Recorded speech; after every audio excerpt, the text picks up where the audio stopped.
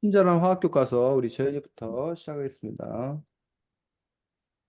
여기는 화학에 관한 다양한 그 내용들이 나왔는데 이런 내용들 중에서 만약에 한 가지만 배울 수 있다면 어떤 내용이 가장 배우기 중요한 내용일까요?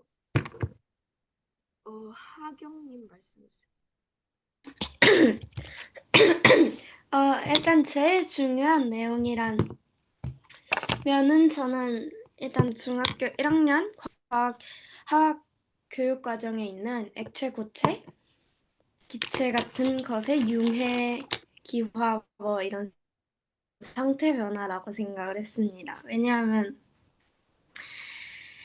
이것들이 제일 저희 실생활에서 느낄 수 있는 부분이고 제일 활용이 많이 되는 부분이기도 하고 가장 기본적인 화학 지식이기 때문에 가장 배움이 필요하다고 생각이 들었고 제가 제일 흥미롭게 보았던 거는 제가 이번 제가 제일 배우고 싶다고 느낀 것은 그 원자의 뭐 플라즈마 볼 이런 거 나오는 부분이 저는 올해 그 과학 동아리에서 같이 탐구했던 내용이어서 가장 더 깊게 탐구해보고 싶다고 느낀 내용이었습니다.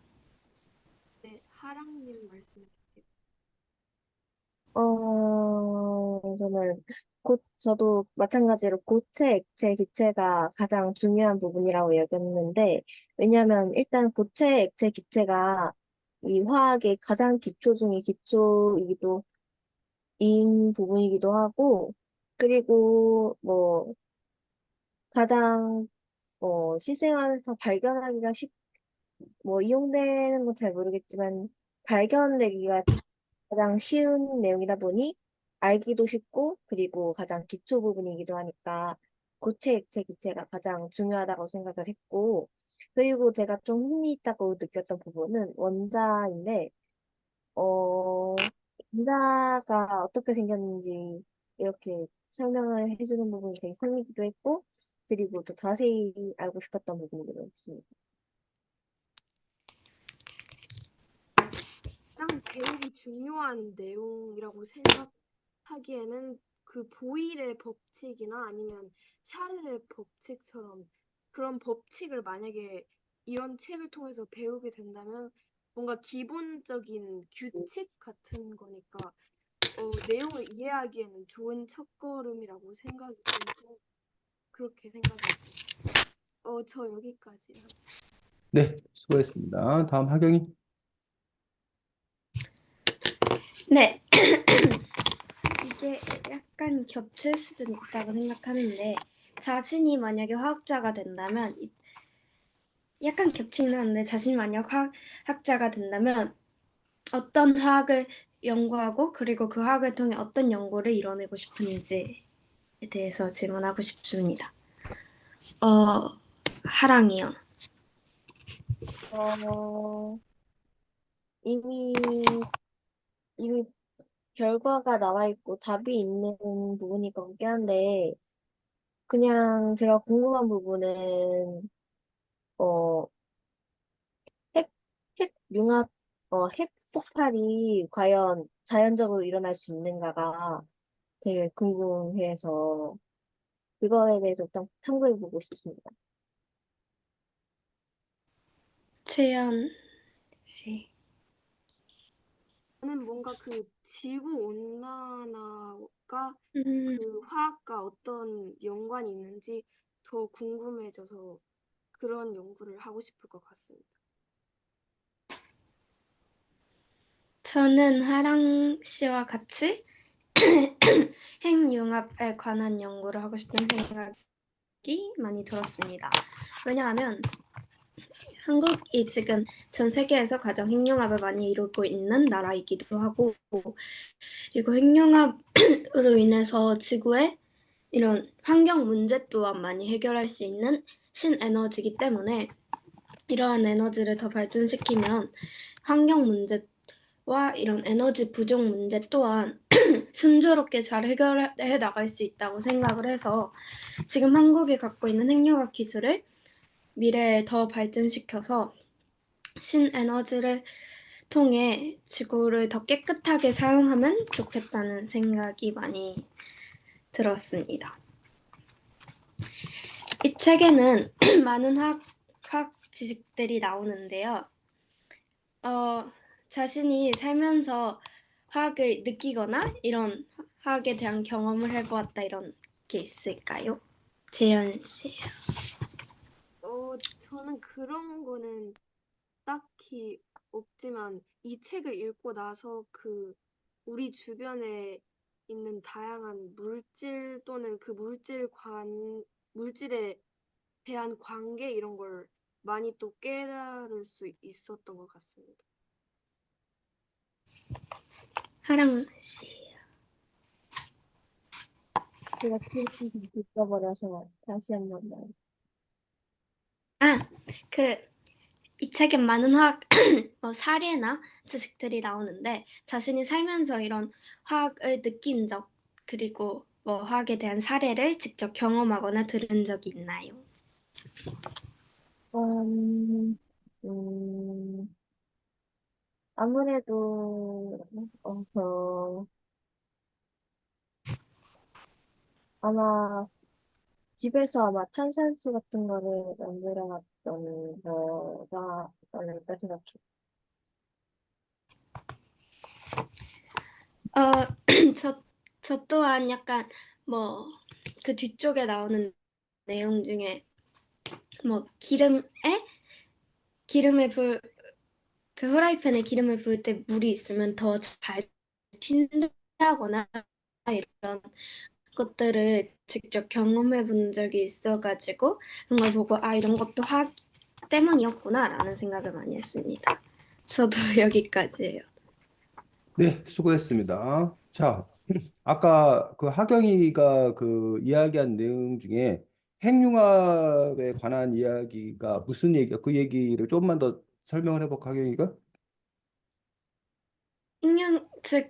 그 올해 그 과학 동아리 같은 데서 핵융합에 대해서 한 적이 응, 있어서 응, 책을 보면 핵융합이라는 게 그 핵 분열의 반대 응, 개념이라서 응, 전자가 이게 핵이 플라즈마 안에서 융합을 할 때 그 응, 질량 손실이 일어나는데 그 질량 손실이 응, 에너지로 발전이 되면서 그걸 우리가 이용할 수 있는 건데 응, 그 원자재가 바다에서도 이룰 수 있어서 시내스로 많이 주목을 받고 있는데 그 지금 한국이 사실 핵융합으로는 되게 강국이지만 그 핵융합을 하려면 1억 도의 온도가 필요하기 때문에 아직 30초밖에 유지 못했다고 들었어요. 그래서 응, 미래에 많은 과학 기술자들이 그걸 더 발전시키면 핵융합의 목표가 사실 태양이기 때문에 인공 태양을 만들어서 에너지를 만드는 것이 가능케 하지 않을까. 그리고 그러면 더 이상 화석 연료나 이런 지구의 안 좋은 연료를 사용하지 않아도 될 것이다라는 전망이 많이 나오고 있어서 응. 그래. 네. 하경이가 아주 그 분야에 대해서 잘 알고 있네. 그 다음에 아까 하랑이가 말했던 자연에서 뭐 핵 그 얘기는 무슨 얘기 하랑아? 뭘 연구해보고 싶다는 거야, 하랑이는? 이게? 그러니까 이게 그 핵폭발이라는 게 과연 자연 상태에서 일어날 수 있는가가 되게 궁금했어. 이게 핵 음. 분열이었나? 그게 자연 상태에서 되니까 그거에 핵, 대해서 좀 찾아. 핵 분열이? 네, 음. 아마도 그럴 것 자, 같아요. 선생님이 그 궁금했던 이유들은 그래서 하경이하고 하랑이가 얘기한 게 같은 얘기를 한 건지 서로 다른 얘기를 한 건지 그게 이제 궁금해서 이렇게 물어봤던 거고 하랑이는 어쨌든 선생님이 얘기 들어보니까 하랑이는 우리가 핵 분열 지금 현재 우리가 원자력 발전이라든가 원자 폭탄의 원리가 핵 분열을 기반으로 해가지고 그런 폭발적인 그런 에너지를 얻는 어떤 그런 방식들인데 그게 어쨌든 인간의 노력에 의해서 의도적인 어떤 그런 것들로 이루어지고 있는데 그게 과연 그냥 인간이 개입하지 않고도 자연 발생적으로 일어나나? 그게 이제 하랑이의 궁금증이고 하경이는 핵 분열이 아니라 핵융합, 핵융합에 대해서 우리가 지금 현재 연구 중이고 핵융합을 연구하는 뭐 이렇게 몇 개의 그룹들이 이렇게 있는데 같이 뭐 이렇게 연구하기도 하고 해서 핵융합 연구소가 여기 지금 재현이는 미국에 있지만 대전 여기 다 대전 대전 우리 대전 여기에 대전 연구단지 안에 핵융합 연구하는 곳이 있고 선생님이 조금 아는 분이 그 핵융합 그 연구하시는 분이어가지고 가끔 얘기를 듣긴 하는데 아직 갈 길이 멀다라는 식으로 이제 이야기하고 있는 어떤 그런 걸 볼 수 있고 만약 아까 하경이 얘기한 대로 핵융합이 이루어지면 그러면 어, 지금 현재 사실 핵융합이 이루어지고 있는 게 태양이죠, 태양. 태양에서 지금 그 음, 수소가 헬륨으로 되는 그런 과연들 속에서 많은 에너지를 방출하고 있기 때문에 그 에너지 갖고 지금 우리가 지금 현재 살고 있는 거고.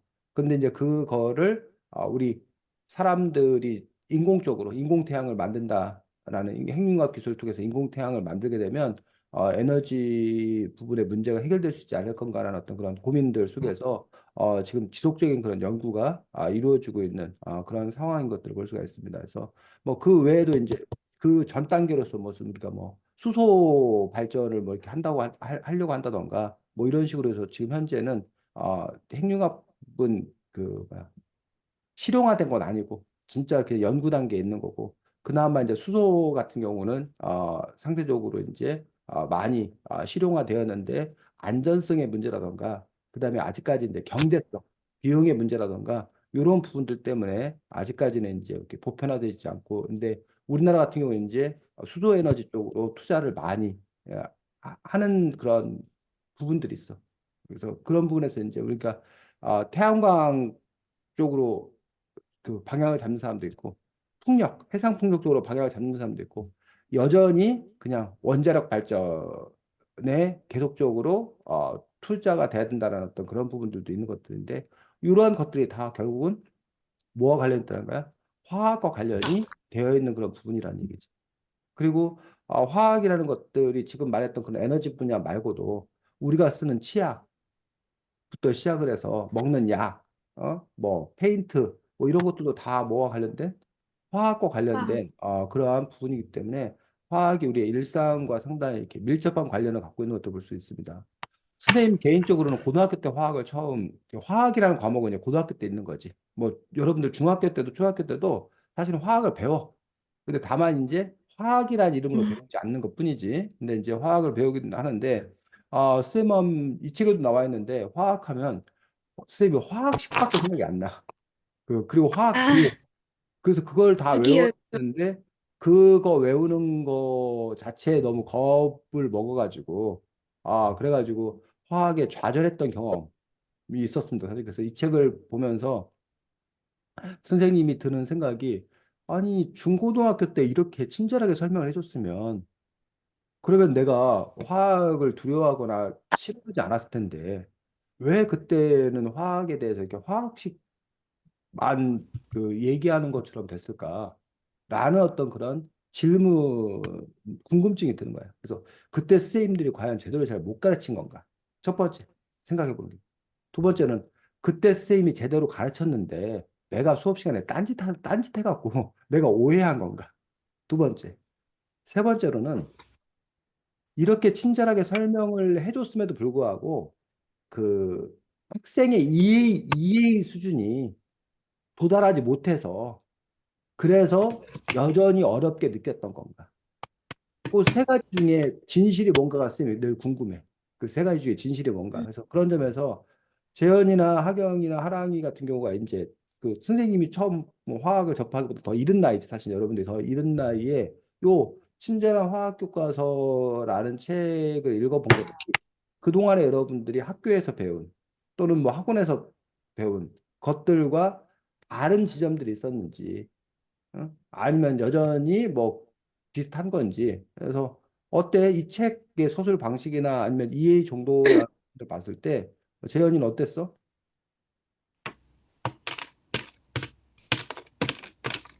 재현이 목소리가 안 들리네. 아, 들려 이제. 아, 저는 근데 한국이랑 살짝 달라서 모르긴 하지만 그래도 지금 학교에서 배우는 거랑은 완전 다르고 근데 확실히 좀 정리도 잘 되고 해서 되게 많은 걸 배웠던 것 같아요. 음. 학교에서와 다르다라는 것들을 좀 더 구체적으로 이해를 하면 학교에서는 뭐 어떤 식으로 배워? 학교에서는 뭔가 좀 더 길고, 근데 원래 학교는 좀 더 디테일적으로 배우긴 하니까,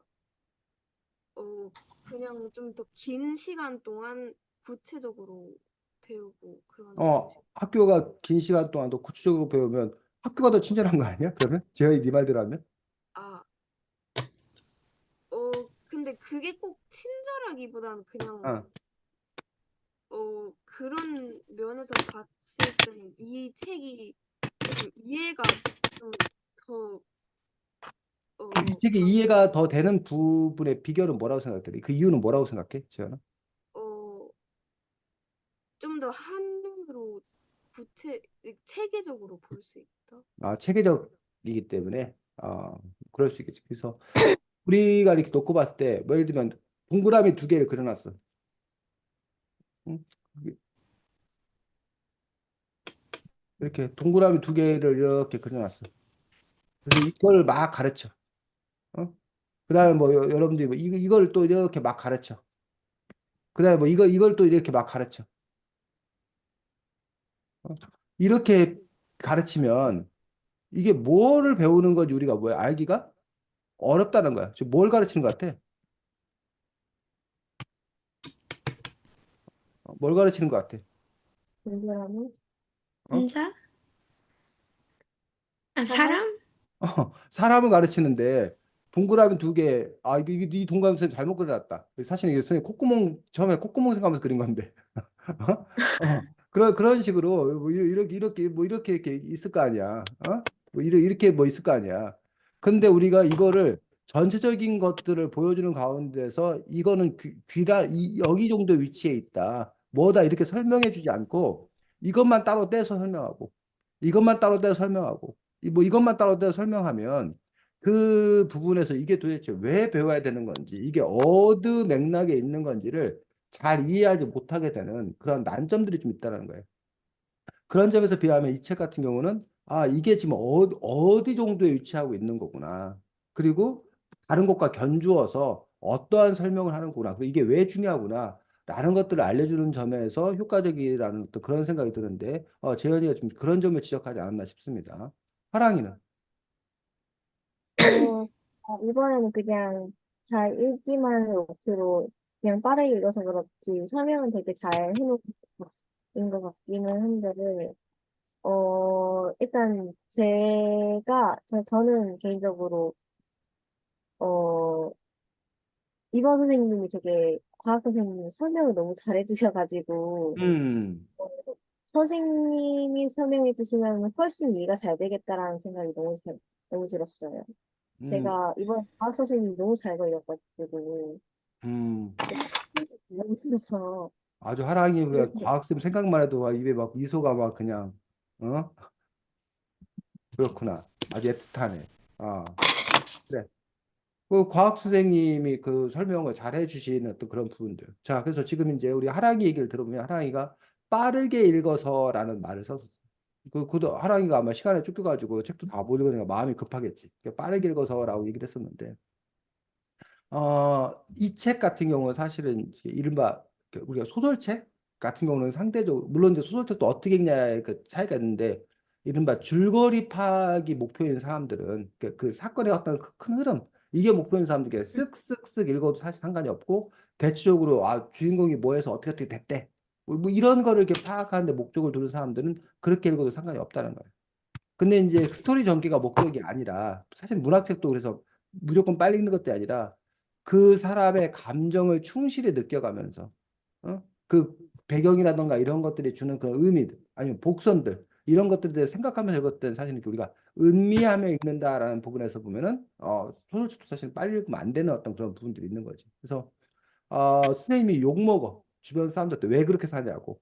여러 번도 얘기했던 것 같은데 요즘 영화 같은 거를 영화관에서 안 보고 집에서 다운받아서 보면 좋은 점들이 1.5배속, 2배속. 그러니까 한국 영화는 그게 안 돼. 그 말이 잘 안 들려가지고. 근데 이제 자막 있는 외국 영화 같은 경우는 거의 기본 2배속으로 봐. 2배속으로 보고 하기 때문에 그냥 이렇게 이렇게 쭉 이렇게 본다고. 2시간짜리 영화를 1시간에 보고, 그리고 그 대신 이제 2편을 보고, 이런 식으로 쌤이 영화를 본다고 그러면, 주변에, 선생님 주변에 사람들 아주 경악을 해. 왜 인생을 그렇게 사냐고. 그래서 이제 뭘 많이 자꾸 보려고 하지 말고, 하나를 보더라도 좀 제대로 좋지 않냐라고 하는데, 선생님 생각에도 스스로 이제 그 문제점을 느껴. 그러니까 그 여러 편을 봐서 뭐 이것저것 이렇게 뭐 이렇게 대화에 낄 수는 있어. 근데 잘 기억이 안 나. 천천히 보지 않았기 때문에 잘 기억이 안 나고 그런 그 감정을 충분히 느낀다던가 이런 부분에 있어서 처리에 좀 문제가 있지 않나 싶은. 그래서 그렇기 때문에 이제 이거를 빨리 봐도 되는 것과 그렇지 않은 것들. 뭐 심지어는 그 선생님은 그나마 또 나은 편이야. 왜냐하면 요즘 유튜버들이 워낙 활동을 열심히 하다 보니까 뭐 20분 몰아보기 뭐 이런 식으로 뭐 2시간짜리 영화를 자기가 그 줄거리를 이렇게 간추려 가지고 20분 만에 뭐 이렇게 15분 만에 뭐 이렇게 해주잖아. 그 사람들이 그것만 보고도 큰 틀에서 이렇게 파악을 한다라고 얘기하는 어떤 그런 부분을 볼 수 있는데 물론 그것들이 갖는 효용성이 있긴 해. 근데 이제 어쨌든 근데 이제 이러한 책 같은 경우는 사실 우리가 글을 읽는다고 해서 책을 읽었다고 말하기 힘든 것들이 여기 있는 그 내용들을 이해해 가면서 읽어야 되는 거고 사실은 또 이해하는 것만으로 갖고는 또 이렇게 부족한 점이 있어. 특히 여러분 학교 공부가 그래. 왜냐면 여러분들 시험 봐야 되잖아. 시험 봐야 되는 어떤 그런 분에서는 들을 때는 알아. 또 말할 때는 이게 뭔 읽을 때는 알겠어. 이게 무슨 말인지. 근데 막상 내가 뭘 해보려면 아주 기억이 하나도 안 나. 어? 뭐 시험 보려면 기억이 잘 안 나. 그런 점에서 이제 사실 우리가 그 다음에 필요한 것들이 이른바 반복 또는 암기. 그러니까 암기라는 거에 대해서 우리가 때로 이렇게 부정적인 그런 생각들을 갖고 있는 경우가 많은데 암기라는 건 뭐냐면 그러니까 우리가 이해라는 어떤 이런 부분들도 그러니까 예를 들면 이 책 안에도 많은 그 화학 용어가 나오잖아. 그 용어가 최소한 내 머릿속에 장착이 돼 있어야 그 다음에 이해라는 것과 여러분이 뭔가 글쓰기를 한다던가 말하기를 한다던가 그런 창조적인 작업이 가능해. 그런데 뭐가 없으면 그 용어가 장착이 안 돼 있으면 그게 불가능하다는 거야. 그러니까 이렇게 생각하면 돼. 요리 프로그램을 여러분이 보잖아? 그 요리 프로그램을 보면 요리를 저렇게 저렇게 하면 되는구나라고 알아. 근데 그걸 봤다고 해서 여러분이 직접 당장 요리를 할 수 있느냐? 그건 아니라는 거야. 요리에 필요한 재료를 여러분들이 정확하게 메모해서 기억해 둬야 되고, 그 요리를 갖고 있어야 되고, 그 무슨, 그뭐 레시피 뭐 이런 부분들을 정확하게 자기가 알고 있어야, 체화돼야 내가 할 수 있는 거지. 눈으로 이렇게 한번 봤을 때 그 사람이 그냥 잘한 거야. 그래서 선생님이 가끔 이제 그런 얘기를 해.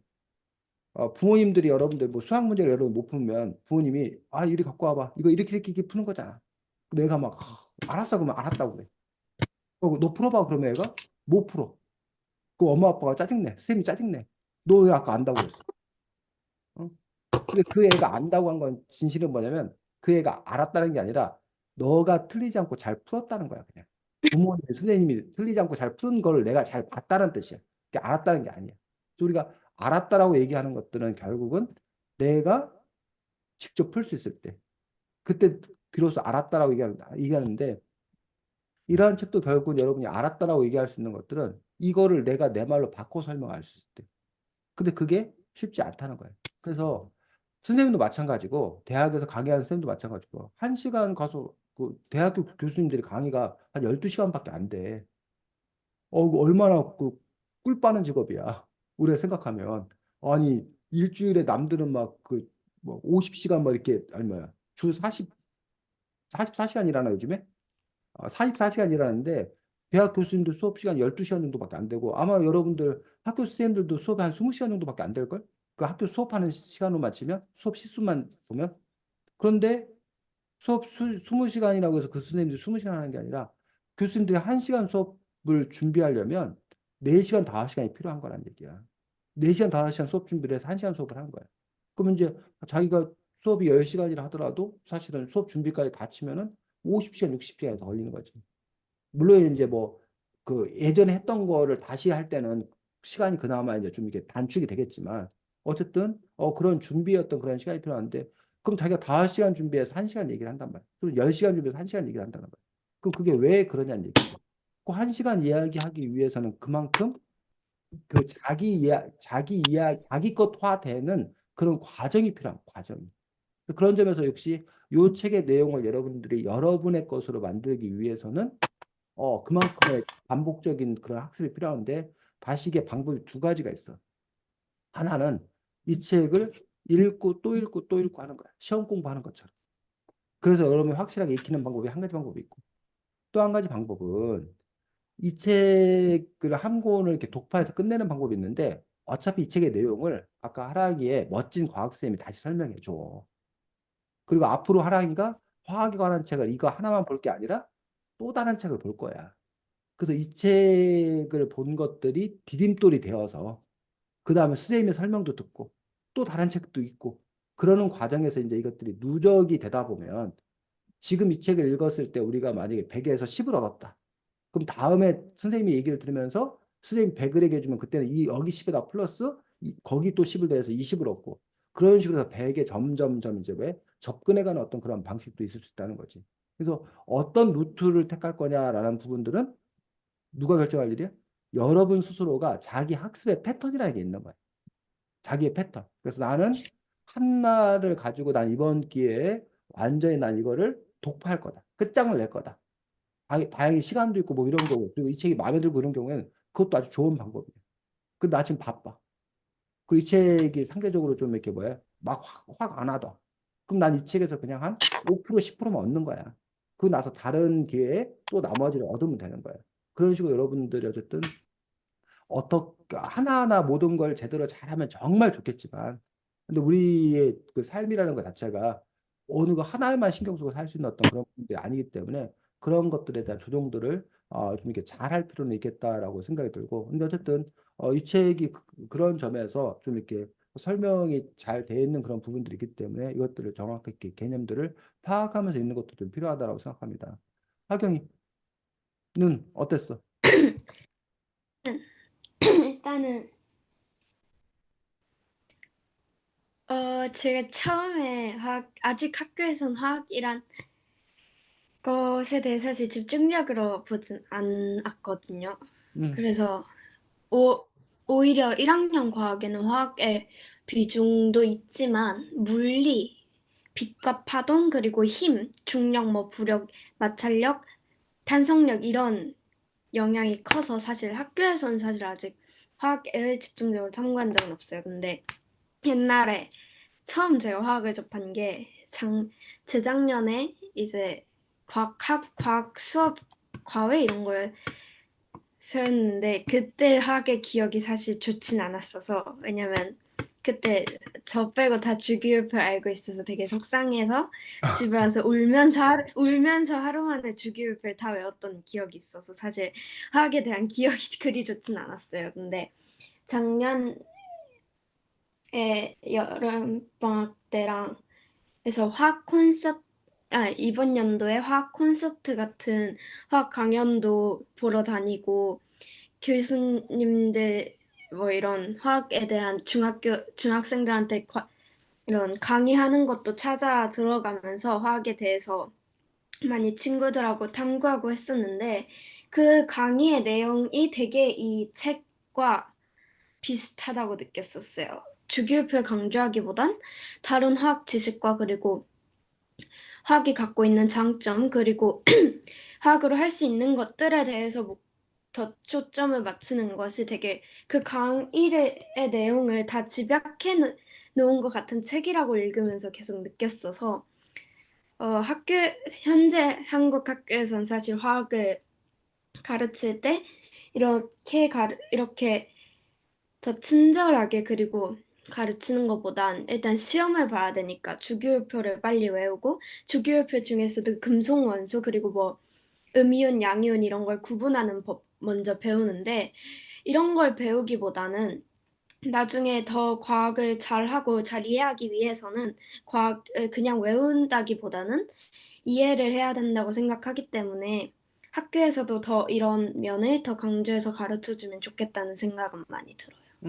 그래서 하경이가 지금 얘기한 그 부분들이 결국 이제 학교 교육이 어떠해야 되는 건가라는 부분들. 그래서 이제 아, 생활에 기초한 우리의 삶의 기반을 둔 그리고 삶과 이렇게 환원될 수 있는 그런 교육을 해야 된다. 그리고 그런 사례를 자꾸 들어줘야 된다. 그리고 그래야 친근하게 느끼고. 그러니까 늘 그거잖아. 이거 공부해서 뭐해요? 야, 그딴 소리 하지 말고 나중에 다 도움돼. 그러니까 지금은 입 닥치고 그냥 열심히 뭐해? 공부해. 라고 얘기를 네. 한단 말이에요. 자, 그 말이 진실이야, 거짓이야? 진실이야, 사실은. 진짜 입 닥치고 그냥 공부를 열심히 하면 그렇게 해서도 나중에 보면 이게 그래서 배웠던 거구나, 뭐 했던 거구나라고 나중에 알게 돼. 그게 다 필요했던 거구나. 라고 나중에 알게 돼. 근데 지금 당장 이게 왜 쓸모가 있는지 모르니까 공부할 마음이 안 생겨. 재미도 없고 힘들어. 그러다 보니까 처음부터 이걸 제대로 알려주면 좋지 않냐라는 그런 움직임이 있는 거예요. 그 실생활에서 뭘 하는 게 좋지 않냐. 근데 이제 그렇게 하면 좋긴 해. 그리고 그래, 그렇게 해야 돼. 근데 거기에는 많은 비용과 노력이 들고, 그런데 선생님이 이렇게 독서교육 이걸 쭉 하면서 느낀 고민도 중에 뭐였냐면 그런 고민을 했던 거예요. 왜 재미없게 가르칠까? 공부를 재미있게 가르칠 수 있지 않을까? 그래서 공부를 재미있게 막 가르치려고 애를 썼어. 그래서 좋았어. 근데 나중에 얻은 결론은 뭐냐면 공부는 재미없는 거라는 게 결론이었어요. 이미. 왜냐하면 재밌게 가르쳐서 그 애가 그럼 재미있어서 이렇게 뭘 알았단 말이야? 그럼 그 다음 단계로 계속 재밌어져야 되는데 그럴 수는 없어. 음. 언젠가는 그 온소 주기율표는 외워야 돼. 근데 그럼 그 애가 앞에서 재밌게 했으면 그럼 온소 주기율표를 그러면 외울 때 재미가 계속 있으냐? 그거 아니란 얘기야, 결국은. 그 구간은 자기가 참는 그 구간이 좀 있어야 되는 거예요. 그래서 선생님이 드는 생각은 공부는 재미없는데 그거를 참고 견뎌가면서 거기에서 재미를 발견해내는 게 공부인 거고 가끔 아주 이상한 사람이 공부가 재밌는 사람도 있어. 그 사람도 공부를 해야 돼. 근데 대부분의 사람은 공부가 뭐야? 재미가 없는 거야. 다만 또 이런 건 있어. 분야라는 게 있잖아. 분야라는 게 있는데 어떤 분야는 그나마 어떤 사람은 재미가 있어. 다른 사람 예를 들면 나는 공부가 다 재미가 없는데 왠지 난 수학은 재밌는 거 있어. 나는 뭐 과학쌤이 좋아서 난 과학은 재밌는 거 있어. 나는 뭐 음악은 재밌는 경우가 있어. 근데 어떤 사람은 그렇지 않은 사람이 있어. 그래서 그런 부분에서 어떤 그런 차이가 있는 거고 그래서 이제 공부라는 것들은 결국은 하나는 내가 재미와 흥미를 느끼는 그런 부분을 어떻게 잘할 거냐. 뭐 그거는 그나마 다행인 거지. 재미와 흥미를 느끼니까. 근데 그렇지 않은 부분들, 재미없고 흥미없는 어떤 그 부분을 내가 얼마나 참고 내가 그것들을 해낼 수 있는 건가, 그리고 거기에 의미 부여를 할 수 있는 건가, 뭐 이런 부분들도 지금 필요하지 않나 싶고, 그래서 그런 점에서 어쨌든 화학이라는 그런 부분들에 대해서도 여러분이 이제 두 가지지. 하나는 내가 화학이 재밌어 즐겁게 잘 할 수 있으면 아주 감사한 일인 거고, 화학에 내가 재미없고 하지만 내가 뭐 하기 때문에 필요하기 때문에 그 필요는 다시 두 가지 나뉘지. 하나는 여러분들 현실적인 필요. 학교에서 시험 봐야 되니까. 근데 이제 학교에서 시험 보니까 말고 또 하나가 이제 이른바 생활 속에서 우리가 화학을 알고 있는 것들이 우리의 삶을 좀 더 이렇게 뭐야 풍요롭게 해줄 거다. 그 풍요라는 것들이 뭐 직업적으로 뭐 이렇게 풍요롭다, 뭐돈 번다 이런 의미가 아니라 세상을 내가 이해하며 살아가는 어떤 그런 부분. 그리고 결국은 이런 화학적 이해를 바탕으로 다른 공부와 이렇게 연결되는. 뭐 예를 들면 재현이가 글을 잘 써. 뭐 문학적 상상력이 뛰어나 뭐 저기를 해. 근데 만약에 재현이가 화학의 분야를 알고 있다라면 그런 문학적 상상력의 어떤 그런 부분들을 화학적 요소와 결합시켜서 더 풍부하게 만들 수 있다는 거예요. 그러니까 문학이라는 거 그 자체는 하나의 그 뭐라고 해야 되나 방편 수단인지 그 내용을 결국 채우는 거는 미술일 수도 있고 음악일 수도 있고 그러니까 화학일 수도 있고 뭐 생물학일 수도 있고 그런 내용이 이렇게 문학적인 방식으로 결합을 해서 더 많은 꽃을 이렇게 표현할 수 있다. 그런 점에서 이제 화학이 또 이렇게 의미 있는 그런 부분들이 되지 않을까라고 생각을 합니다. 그래서 이 책에서 우리가 뭐 보면 아까 여러분들이 말했듯이 이렇게 9가지 챕터로 이루어져 있어가지고 여러분들이 이게 사실 이게 중고등학교에서 이게 배우는 내용들이야 전부가 다. 그래서 요 부분들을 이를 제대로 잘 아는 것들이 사실은 여러분들의 학습에도 사실 상당히 긍정적인 도움을 줄 수 있고 아까도 쌤이 얘기했지만 학교 쌤이 얘기하는 걸 그나마 좀 더 쉽게 받아들이는데 기본 베이스를 좀 이렇게 깔아줄 수 있지 않나 싶고 또 반대로 학교에서 배웠던 내용이라면 이 책을 통해서 다시 한번 여러분들이 아 그게 이런 말이었구나 이런 내용이었구나라고 확인해 줄 수 있는데 도움이 될 수 있다고 생각이 듭니다. 그래서 아까 여러분들이 핵분열, 핵융합에 대한 이야기를 했기 때문에 그 이야기가 이 책에 좀 더 이렇게 깊이 있게 나와 있는 부분이 있어서 그거 함께 읽어보도록 하겠습니다. 그래서 책이 189쪽입니다. 그래서 그 재현이 보면 5장의 원자 분야의 리드 그 뭐야 더 이렇게 심화 읽기 비슷하게 나와 있는 부분 있지? 거기야 189쪽.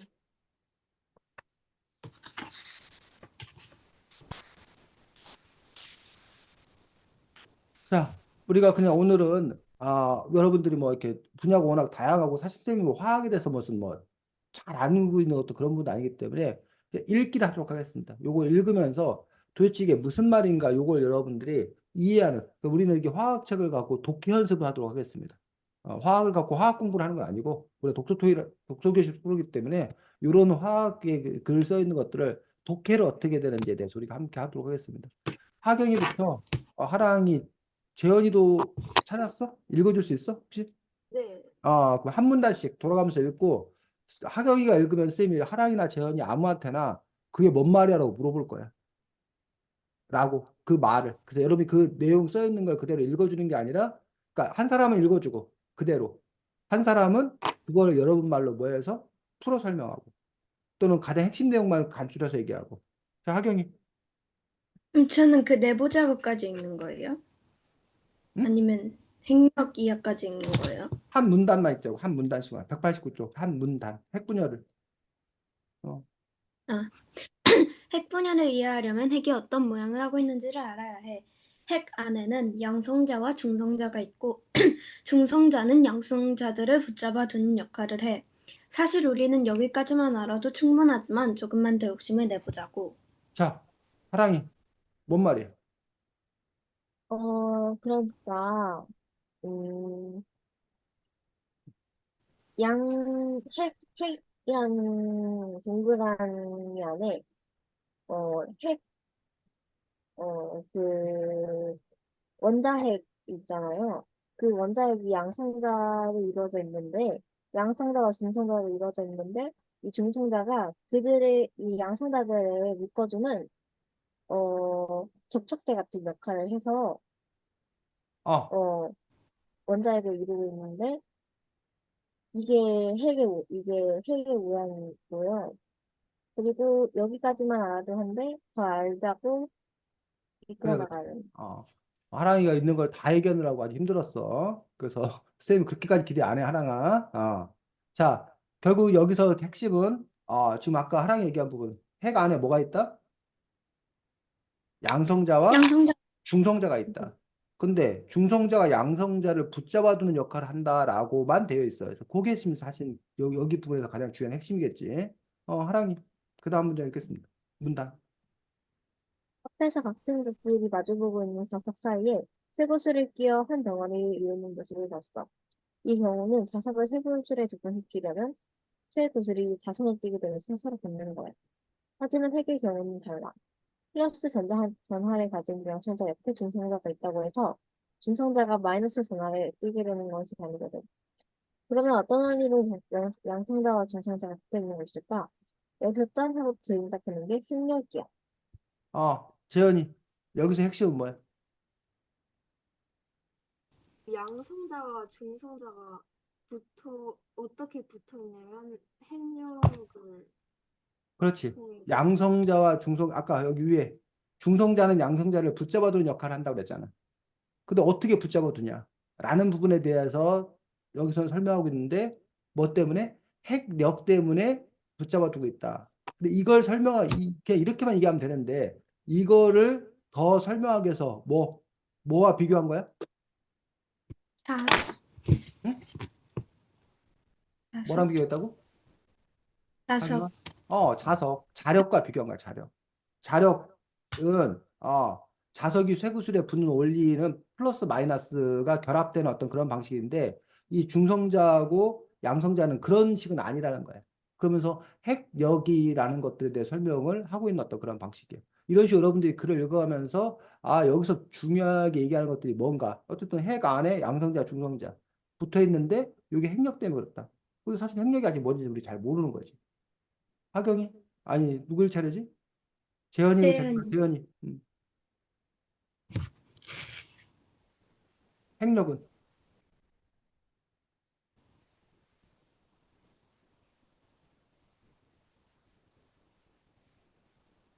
음. 재현아, 읽고 있어? 네, 어? 안 들리세요? 아, 너 혼자 열심히 읽은 거야? 나는 안 들리는데? 들렸어, 하랑이, 아, 하경이? 안 들렸어? 아, 어, 그러면 그냥 하경이가 읽자. 핵력은 원자 핵을, 네. 아, 들려? 재현아, 다시 한번 읽어볼래? 핵력은 원자 핵을 아, 맞아. 들려, 구, 이제. 구성하는 핵자들 사이에 작용하는 힘이야. 전자 기력이나 중력과는 상관없어. 참고로 자연계의 근본적인 힘으로 네 가지를 뽑는데 바로 중력, 전기력, 자력, 핵력이야. 핵력은 핵자들이 핵 안에 들어있는 아주 작은 소립자인 중간자를 주고받는 과정에서 생겨. 하경이, 핵심이 뭐야? 지금 재현이 읽은 글의 핵심이. 핵력이 무엇인가에 대해서 이제 핵력은 자연계에 존재하는 네 가지 중 한 힘인데 이 핵력이 원리 이 생겨나는 이유는 이제 핵 안에 그 핵자 아까 말한 양성자 중성자 안에 들어있는 작은 입자인 중간자를 주고받는 과정에서 생겨난다고 핵력이 무엇인지에 대해서 설명하고 있어요. 그렇지. 아까, 그러니까 지금 이게 체계가 되는 거야. 원자 안에 양성자와 중성자가 들어있다. 근데 애들이 붙어 있다. 붙어 있을 수 있는 이유는 뭐 때문에 그렇다? 핵력 때문에 그렇다. 근데 핵력은 이 양성자와 중성자들 사이에서, 그 핵 안에 들어있는 뭐 작은 소립자인 중간자라는 게 있는데 그 중간자를 주고받는 과정에서 뭐가 생긴다? 핵력이 생긴다. 이런 식으로 여러분들이 그러니까 글을 그냥 이렇게 쭉 읽는 것들이 아니라 글을 읽어가면서 여러분 머릿속에서는 이것들이 정리가 된다는 거예요. 차근차근. 근데 여기서 이제 그것들을 자꾸 이게 설명하는 과정에서 다른 정보를 막 더 주고 있는 거예요. 핵력 설명하면서 이제 뭐야? 자연계에는 핵력 말고도 자력, 전기력, 중력 뭐 이런 것들이 또 있다고 막 설명하잖아. 근데 이런 것까지 우리가 다 알려면 너무 힘이 들어. 그러니까 1차적으로는 이 책에서 정말 중요하게 얘기하는 어떤 그런 줄기만을 쫙 뽑아갖고 여러분들이 머릿속에 정리해주고 그다음에 2차적으로 덤으로 이제 되는 거 아까 뭐 전자기력에 관한 그 자기력에 관한 그런 부분이라든가 여기 있는 네 가지 힘에 관한 부분이라든가 이거는 주변부야 주변부. 그다음에 하경이 핵력은 매우 강한 인력이기 때문에 영어로 strong force라고 불리기도 해. 하지만 안타깝게도 핵력은 아주 가까운 거리에서만 작용해. 핵력이 작용하는 한계 범위는 1에서 2 펜토미터 정도야. 따라서 핵자들이 아주 가까이에 접해 있을 땐 핵력이 작용하지만 핵자 간 거리가 멀어지면 핵력이 작용하지 못해. 재현이 지금 하경이 읽은 거 핵심 뭐야? 어, 그 마이크를 핵자, 우리가 이쪽을 대고 얘기해야 되는 것 같아. 아, 이게 핵자들 사이의 거리에 따라서 그 인력이 강하고 약한 게 정해져요. 음 하랑이 뭐야? 여기서 말하고 있는 게. 어, 핵력은 끌어당기는 힘이 굉장히 강한데 얘의 작용 범위가 좁아서 이 핵자 간의 거리가 만약에 좀 일정 거리 이상으로 멀어지게 되면은 이 핵력이 작용하지 못합니다. 그래서 핵력에 대해 특성을 설명하고 있지. 핵력의 특성 두 가지인데 하나는 강한 인력, 강하게 끌어당기는 힘을 갖고 있다는 핵력은. 근데 또 하나는 핵력은 아주 가까이 접해 있을 때만 힘을 발휘한다. 조금만 멀어져도 핵력이 작용하지 않는다는 거야. 그 가까운 정도가 어느 정도냐면 10의 마이너스 얼마 이게? 15승. 10의 마이너스 15승 미터면 미터면 이제 센티미터로 하면 100cm가 1미터잖아. 그럼 100에 마이너스 10, 그러니까 10에 마이너스 13승이야. 13승 센티미터. 밀리미터로 하면 10에 마이너스 12승이야. 그러니까 1밀리미터. 그러니까 10에 마이너스 12승이면 0.00000000001밀리미터 사이에서만 핵력이 작용하고 그거를 그러니까 예를 들면 0.0000001밀리미터만 돼도 핵력이 작용하지 않는다는 거야 지금. 그 얘기를 하고 있는 거지. 어, 그다음 누구야? 하랑이? 그에 비해 전자기력은 핵력이 묻지도 못하는 먼 거리에서도 작용해. 무슨 뜻인고 하니 원자 번호가 증가하면서 핵의 크기가 커지면 핵의 양쪽 끝에 있는 양성자들 간의 잡아당기는 힘, 즉 핵력은 크게 줄어들게 돼. 하지만 양성자들끼리 서로 밀어내는 전자기력, 즉 충력은 여전히 강하지. 입자들 간에 밀어내는 힘이 있는데 끌어당기는 힘이 줄어든다. 이는 정상한 상태가 되지. 아, 재현이. 뭐야? 뭔 얘기? 전자 기력이 입자들 간에 밀어내는 힘인데 이 힘은 변함이 없지만 끌어당기는 힘만 줄어드는 불안한 상태가 돼요. 응, 하긴 뭔 얘기?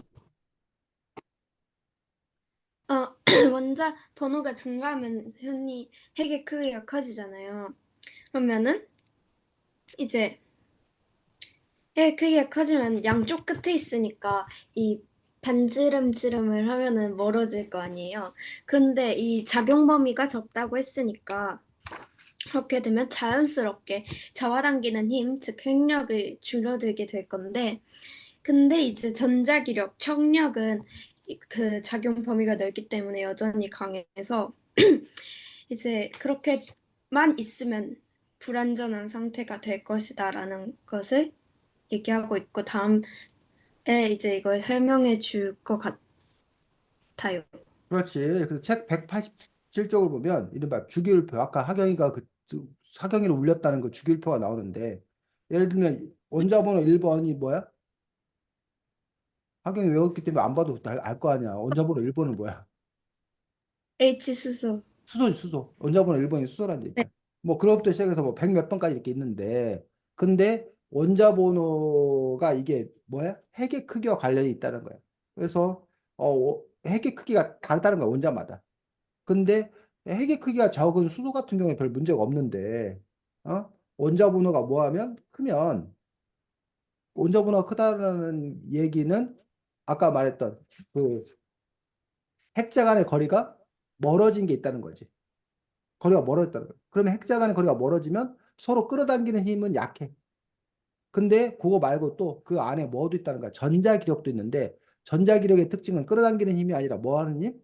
미는 힘이라는 거야. 미는 힘. 미는 힘은 강해. 그렇게 되면 어떻게 되겠냐는 얘기지. 그러니까 끌어당기는 힘은 약한데 미는 힘이 강하면 당연히 튕겨 나갈 거 아니야. 그렇게 그러니까는 우리가 그 뭐야 두 사람의 힘이 끌어당기는 힘과 미는 힘이 딱 맞아야 그래야 이렇게 가만히 있을 거 아니야. 근데 어느 한쪽이 강하거나 약하거나 하면 이렇게 밀릴 거 아니야. 그래서 불안정하다고 지금 얘기를 하고 있는 거야. 누굴 차례야? 저 재현이? 이때 중성자가 필요한 거야. 중성자는 전기력 밀어내는 힘이 없는 대신 잡아당기는 핵력만 있기 때문에 양성자끼리의 밀어내는 힘에 맞서 버텨내는 역할을 하지. 그래서 무거운 입자일수록 중성자가 많아지는 거야. 하랑이 뭐야?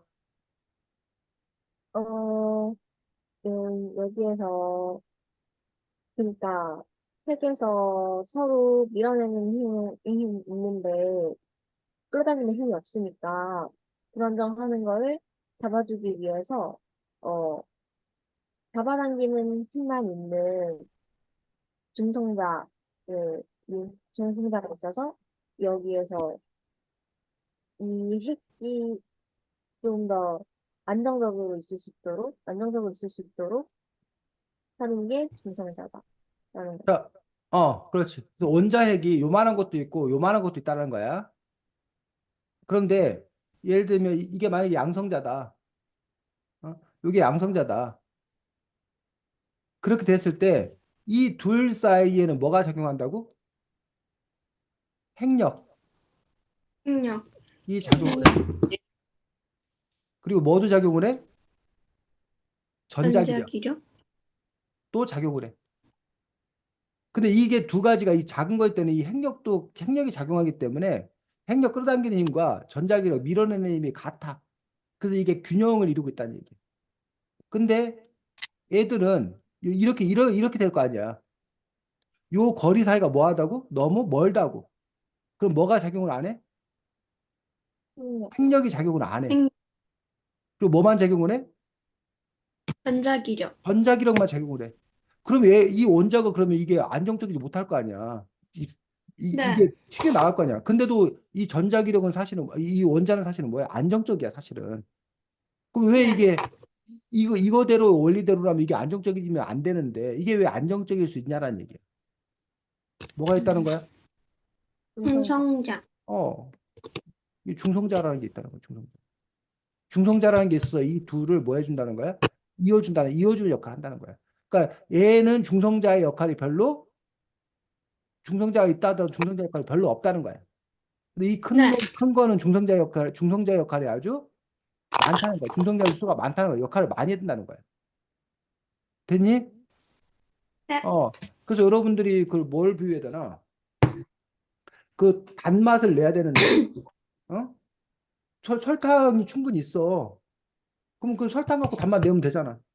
근데 어떤 경우는 설탕이 없다고. 그럼 설탕 없이 단맛 많이 내려면 무슨 뭐 꿀을 많이 넣던가 설탕 아닌 다른 뭔가를 더 많이 넣어주는 거잖아.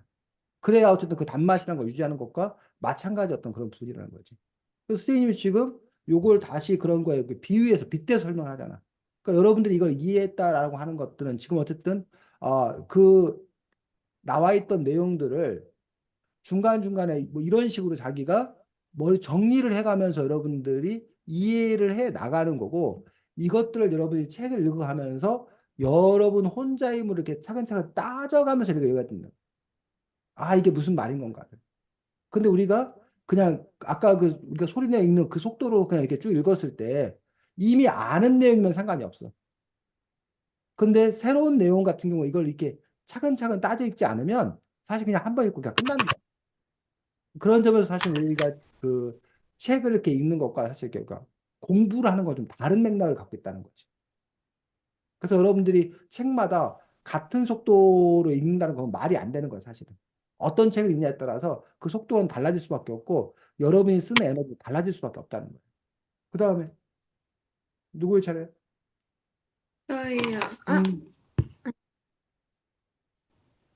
하경이? 맞지. 음, 몰라요.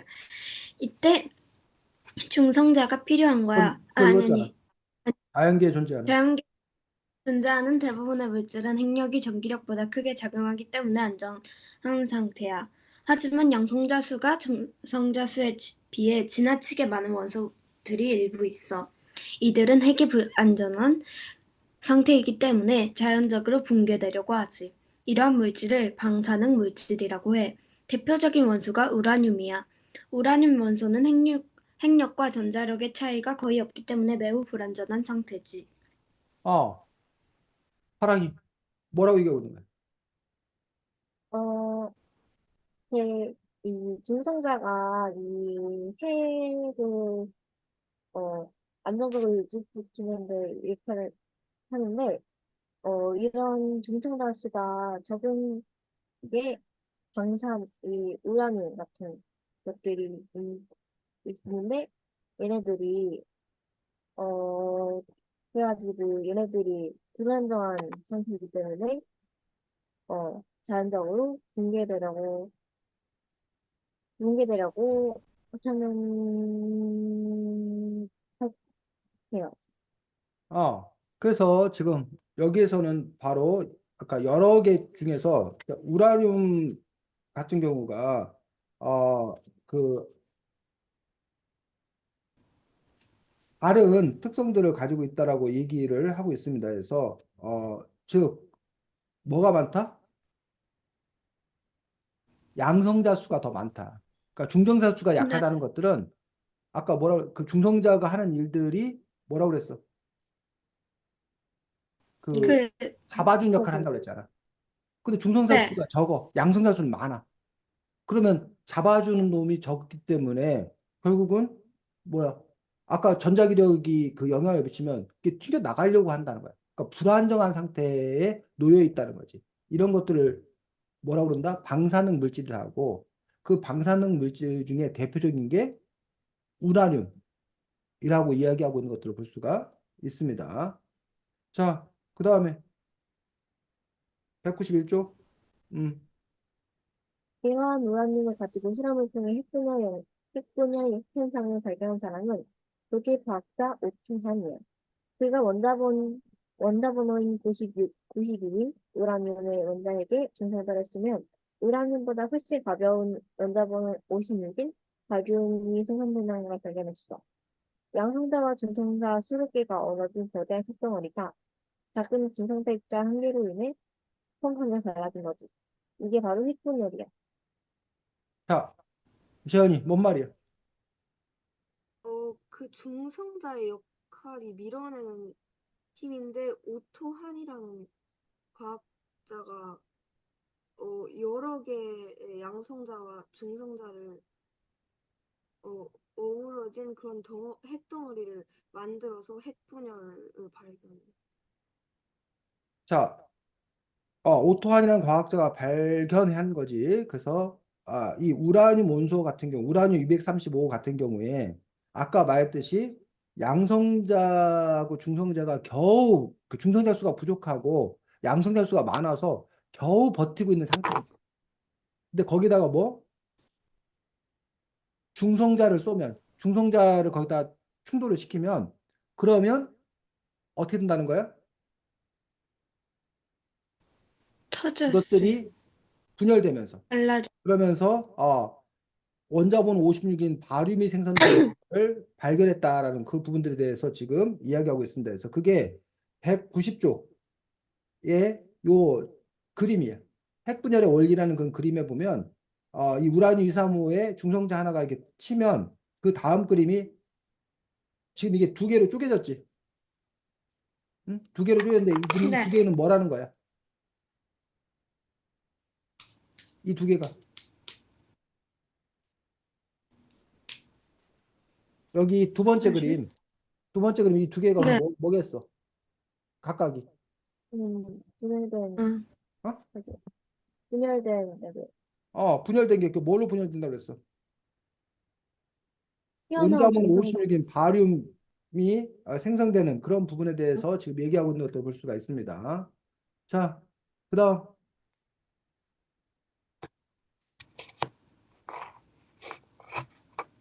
아슬아슬하게 겨우 편안함을 찾고 있던 우라늄 235에 중성자를 쏘면 1차 분열이 일어나게 돼. 그로 인해 엄청난 에너지와 함께 방출된 2개에서 3개의 중성자가 주변의 우라늄 핵들에 부딪히면서 2차, 3차 분열이 일어나고 그로 인해 더 큰 에너지와 함께 많은 숫자의 중성자들이 쏟아지면서 4차, 5차 이런 식으로 순식간에 셀 수 없이 많은 연쇄 반응들이 일어나면서 상상도 못할 무시무시한 에너지를 방출하는 거야. 이게 바로 원자력 발전과 원자폭탄의 원리야. 그래서 여기 부분에는 결국은 연쇄 반응이라는 부분들이 핵심이게 되겠지. 그래서 분열되면서 중성자가 튀어나오고 그 중성자가 또 거기다가 부딪혀가지고 또 분열을 일으키고 연쇄적으로 그 분열을 일으킨다라고 하는 그 부분들에 대해서 얘기했습니다. 그다음 하경이 그러면 원자폭탄과 우리가 유용하게 사용하는 원자력 발전은 뭐가 다른 걸까? 바로 반응 속도와 우라늄 농도의 차이야. 원자폭탄의 경우 순도 100%에 가까운 우라늄을 사용해 0.0000001초 이내의 핵반응을 한 번에 일으켜서 엄청난 에너지를 얻지만 원전의 경우 18개월 정도의 긴 시간 동안 순도 2에서 5%의 저농축 우라늄으로 꾸준히 핵분열을 일으켜 지속적으로 에너지를 얻는 거야. 그래서 원자 폭탄하고 원자력 발전하고의 차이에 대해서 얘기하고 있는 거야. 두 가지 지점의 차이가 있다는 거야. 첫 번째, 무슨 차이가 있대? 우라늄 농도 우라늄 농도라는 부분에서 원자폭탄은 원자폭탄이 100%, 순도 100%, 100%. 반면에 원자력 발전에 쓰는 거는 2에서 2에서 5%. 2에서 5%. 그러니까는 2%로 치면은 50배의 차이가 나는 거야. 50배. 5%라고 하면은 20배의 차이가 나는 거야. 원자력 발전의 그 강도하고 원자 폭탄의 강도가. 그 원자 폭탄이 원자력 발전에 비해서 20배에서 뭐 50배 정도의 강도가 차이 나는 거야. 이것만 보면. 자, 근데 그 다음에 또 무슨 차이? 그 속도 반응 속도의 차이야. 반응 속도가 원자 폭탄은 0.00000. 0.00001초에 핵 반응이 일어나. 반면에 원자력 발전 18개월 정도 18개월 정도에. 자, 그러면 0.0001초인데 18개월. 자, 여러분들이 이걸 어 잠깐만.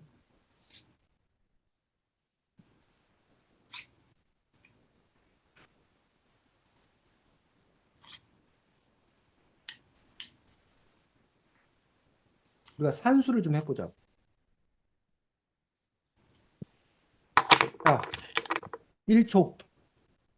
1분은 얼마? 60초. 1시간은 60분. 60분. 표로 하면 분. 3600초겠지. 하루는 얼마? 24시간. 24시간. 24시간. 하면은 3600 곱하기 24 하면 얼마야? 누가 계산기 갖고 눌러볼래? 3600이요? 3600초로 바꾸려고. 86,400 아니에요. 잠깐만요. 다시 한번 해볼게요. 네, 86,400. 그러네. 86,400초야. 자, 그러면 여기 예를 들면 18개월이야. 네. 18개월 곱하기 우리가 보통 30일로 치자 한 달을. 그러면 네. 얼마야 이게? 540일이야? 그치? 그쵸? 540일 곱하기 얼마? 86,400초. 네. 하면 선생님이 계산기를 이게 암산이 안 돼가지고 600. 어. 4,665만 1,660만 6천. 6천 초라는 거야. 그럼 이게 그러니까 4,665만 6천 초 그러면 1초만 해도. 근데 여기에 0.00001이니까 여기 동그라미가 다시 5개가 더 붙어야 돼. 그쵸? 그 배만큼 원자폭탄 위력이 뭐하다는 거야? 크다는 거야. 세다. 그러니까 그거를 거기다 아까 거기 말했던 순도로만 치면은 20배에서 50배. 여기도 다시 20배에서 50배를 곱해야지. 그러니까 그 정도 원자폭탄의 위력이 얼마나 강한가. 그 정도의 강도를 그 대신 이제 원자력 발전에는 그만큼 뭐 해서 줄여서 거기서 나오는 에너지를 가지고서 뭐야 물을 데워서 원자력 즉 저기 터빈을 돌려가지고 우리가 전기를 얻는 어떤 그런 원리인 것들을 볼 수가 있지. 그러면 아까 하랑이가 얘기했던 이게 자연 상태 속에서도 핵 폭발이 뭐하나 일어나나 라는 부분들에 대해서 쌤은 모르겠네. 어쨌든 여기서는 이런 우라늄 이사 같은 어떤 불안정한 물질에 중성자가 처음에 한번 이렇게 쳐주는 어떤 그런 부분이 있다고 하는데 그런 핵폭발들이 과연 자연계 내에서도 일어나고 있는 건지 아니면 뭐 자연계에서는 일어나지 못하는 거를 인간이 의도적으로 이렇게 해서 하고 있는 건지 그 부분에서 선생님이 사실은 뭐 잘 알지 못해가지고 하랑이가 조사를 해보든지 첫 번째. 그래서 만약에 뭐야 아무도 연구한 게 없으면 하랑이가 그 부분에서 이제 자연계에서 그런 일이 있다는 걸 연구하게 되면 하랑이가 아주 큰 상을 받지 않을까? 노벨상을 받지 않을까 하랑아? 그래서 그런 식으로 해서 연구할 수도 있지 않을까 생각합니다. 어쨌든 좀 이런 식으로 여러분들이 그리고 그 밑에 이제 그림에 이 부분이 설명이 돼 있어서 최소한 여러분들 이러면서 원자폭탄과 뭐야 원자력 발전의 원리라고 하는 부분들 그것들이 왜 이렇게 되는 건가에 대해서 이 글을 통해서 여러분들이 이해할 수 있는 어떤 그런 계기가 되지 않았을까. 결국 그 안에 중성자와 양성자 그리고 아까 말했던 핵력, 전자기력 이런 부분들이 여러분들이 잘 이해가 되는 것들이 필요하고 그런 원자번호나 이런 것들을 알아야 되는 이유들이 결국은 왜 우라늄 235를 하필 그걸로 사용하는지 왜 다른 걸 갖고는 사용하지 않는지 라는 부분들을 볼 수 있고 우리가 아까 태양에서 핵 융합이 이루어진다고 그랬잖아. 그래서 이거는 우리가 네. 무거운 거를 쪼개면서 발생하는 에너지를 이용하는 게 원자력 발전과 원자 폭탄이에요. 근데 반대로 핵 융합은 원자들을 뭐 하는 거야? 합치는 가운데서 에너지가 발생한다고 생각하는 거야. 그러다 보니까 이 어디에서는 태양에서는 어떤 원자가 합쳐지는 거야? 태양이 뭘로 이루어지는지 혹시 알아? 태양이? 수소. 그 수소가 핵융합을 일으켜 가지고 헬륨으로 바뀌는 거예요. 그 과정에서 여러 가지 에너지가 나오는 어떤 그런 부분들을 볼 수가 일단 수소가 1번이에요. 그래서 선생님이 보니까 세상에 왜 우리 뭐 탈레스는 세상의 근원은 물이다. 물은 뭐 불이다 뭐 이렇게 네. 그리스 철학자가 얘기했잖아. 선생님이 여태까지 공부한 걸 보면 세상의 근본 물질은 수소 같아, 수소. 모든 게 수소에서 자란 거야, 수소에서. 그 수소에서 모든 것들이 핵융합이 되어서 그것들이 이제 무거운 그 원자 뭐 이런 것들이 만들어져서 그것들이 나중에 모여서 재현이가 되고 합영이가 되고 뭐 이렇게 시멘트가 되고 뭐 이러지 않나. 그러면 그것들을 결국 다 합하면 결국은 수소. 그래서 모든 그 세상의 만물의 근원은 수소가 아닌가 싶은 그런 생각을 하게 되는데 물론 뭐 지금까지 밝혀진 것들을 바탕으로 두고 있는 거고 또 그런 과학의 세계에 대해서 여러분들이 또 더 흥미를 느끼고 하셨으면 좋겠다고 생각이 듭니다. 그래서 어, 여러분이 숙제가 두 가지가 있습니다. 숙제를 자유 내지 나왔던 숙제가 두 가지가 있는데 첫 번째 숙제는 메리 크리스마스 하기입니다. 알겠어? 두 번째 숙제는 새해 복 많이 받기입니다. 그래서 선생님이 이번 주 다음 주가 연말연시 휴가여가지고 우리가 다시 만나는 건 1월 13일 날 만날 겁니다. 하랑이는 토요일 날 들어와? 하랑이 계속 토요일 날 들어올 거야? 아니면 오늘만 토요일 날 들어온 거야, 하랑아? 오늘만 좀, 그럼 수요일 날 와? 네. 수요일 날 올 거면 1월 10일이겠네. 근데 하나가 참, 음, 그 수요일 날 친구들이 사정이 있어갖고 시간을 목요일 날 8시로 바꿨는데, 괜찮아? 너? 시간 혹시?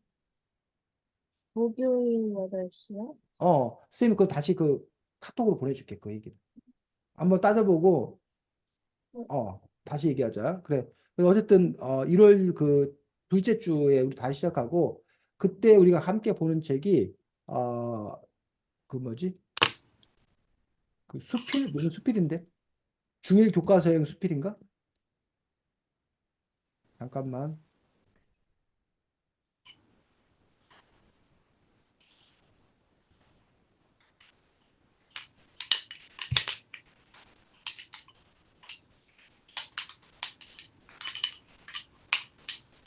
국어 교과서의 여행 중일 수필편이라는 책을 볼 겁니다. 그래서 우리나라 교과서가 예전에는 국정교과서라고 모든 학교가 다 같은 교과서를 봤었어. 근데 요즘은 국정교과서가 아니어서 학교마다 그 교과서를 채택하게 돼 있어. 어느 출판사 교과서를. 그래서 그 책 안에 여러 교과서에 실려 있는 수필, 에세이, 수필을 이렇게 모음집이야.